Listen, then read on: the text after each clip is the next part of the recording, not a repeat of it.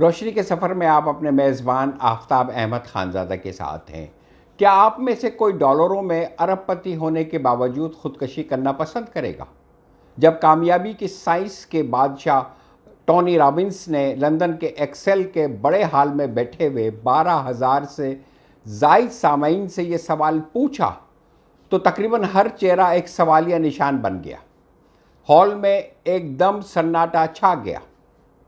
اس نے کہنا شروع کیا، اگر آپ دنیا کے 100 امیر ترین ارب پتیوں میں شامل ہوں، جرمنی کے پہلے 10 امراء اور مؤثر لوگوں میں گنے جاتے ہوں اور کروڑوں افراد آپ کی طرف سر اٹھا کر دیکھتے ہوں تو ان کی ٹوپی گر جاتی ہو، پھر 2009 میں بین الاقوامی مالی بحران کی وجہ سے آپ کی $8.5 ارب کی کمپنی کو گھاٹا ہو اور مارکیٹ میں شیئر دھڑم سے گر پڑیں، آپ کو ہر روز معلوم ہو کہ آپ کے اثاثوں کی قیمت میں کمی واقع ہو رہی ہے، آپ کو محسوس ہو کہ آپ جلد ہی ٹکے ٹوکری ہو جائیں گے، پھر ایک صبح آپ اپنی بیوی کو آفس جانے کا بتا کر اپنے گھر سے نکلیں اور قریب واقع ٹرین کی پٹری پر جا لیٹیں، کیونکہ اس زندگی کا کوئی فائدہ نہیں جو کہ آپ کو روز بروز غریب بناتی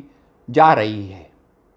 ایڈولف مرکل نے جب 2009 میں غربت کے خوف کے باعث خودکشی کی تو اس وقت بھی اس کے اثاثے اربوں ڈالر کے مالیت کے تھے، جنہیں خرچ کرنے کے لیے 100 برس سے زائد کا وقت درکار تھا۔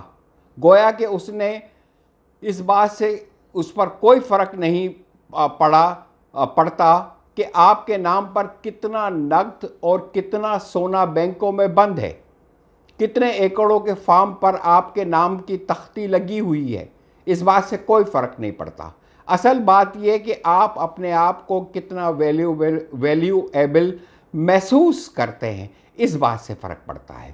اور جب آپ کے اندر مکالمہ چلتا ہے تو آپ اپنے آپ کے ساتھ کس لہجے میں بات کرتے ہیں اور کتنی زندگیاں آپ کی زندگی کے ساتھ نتھی ہیں۔ ٹونی رابنس نے جب اپنی بات کو ختم کیا تو ہال تالیوں سے گونج اٹھا۔ تمتماتے ہوئے چہروں والے سامعین اپنے لب دانتوں میں دبائے بے اختیار تالیاں پیٹے جا رہے تھے۔ یاد رکھیں، پیسہ بنانا اور زندگی بنانا دونوں الگ الگ چیزیں ہیں۔ پیسے بنانے سے زندگی نہیں بنتی، مگر زندگی بنانے سے پیسہ خود بخود بن جاتا ہے۔ اگر آپ پیسہ بنانے کو زندگی سمجھ بیٹھے ہیں تو آپ سے زیادہ بدنصیب کوئی اور نہیں ہے، اور جلد یا بدیر آپ کا انجام ایڈولف مرکل سے مختلف نہیں ہو سکتا، کسی بھی صورت میں نہیں ہو سکتا۔ زندگی کا مقصد خوشی حاصل کرنا ہے۔ ماہر نفسیات مارک ایپین کا کہنا ہے کہ ہمیں خوشی حاصل کرنے میں اس لیے مشکلات کا سامنا کرنا پڑتا ہے کہ دراصل ہم جانتے ہی نہیں ہیں کہ خوشی کہتے کسے ہیں۔ یہ مارک کا کہنا تھا۔ خوشی نام ہے زندگی کی خوشگوار باتوں کو بغیر ہچکچاہٹ کے قبول کرنے اور ناخوشگوار باتوں کو تنقید کے بغیر قبول کرنے کا۔ یہ زندگی اس کا نام ہے۔ روپے پیسوں سے آپ چیزیں تو خرید سکتے ہیں لیکن خوشی نہیں، کیونکہ خوشی چیز نہیں ہوتی ہے، بازار میں بکنے والی کوئی شے نہیں ہوتی ہے کہ آپ اسے جا کر خرید لیں۔ خوشی باہر نہیں بلکہ آپ کے اندر ہوتی ہے۔ اس کا تعلق آپ کی اندرونی کیفیت سے ہے، اس کا تعلق آپ کے جسم سے نہیں بلکہ آپ کی روح سے ہے۔ 2010 میں امریکہ کی پرنسٹن یونیورسٹی نے ایک انتہائی اہم ریسرچ کی جس میں مسرت اور آمدنی کے باہمی رشتے کو کھوجنے کی کوشش کی گئی۔ پتہ چلا کہ ایک خاص حد تک آمدنی اور مسرت میں گہرا تعلق پایا جاتا ہے۔ یعنی جتنا آمدنی بڑھی اسی حساب سے خوشی میں اضافہ پایا گیا۔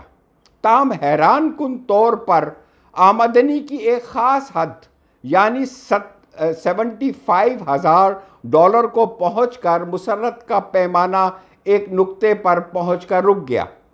اس رقم سے اوپر جتنی بھی بلندیاں سر کی گئیں، مسرت میں قطعاً کوئی اضافہ نہیں پایا گیا۔